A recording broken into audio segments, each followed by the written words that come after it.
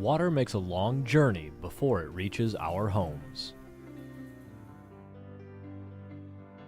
Everything we do on land affects our water.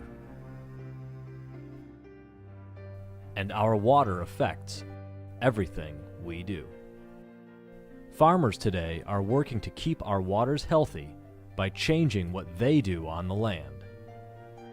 They're learning new techniques from groups like the Nature Conservancy, who have connected many organizations and people together to solve this one common concern. As the need for food and fresh water increases, the Nature Conservancy will continue to work with people to help nature.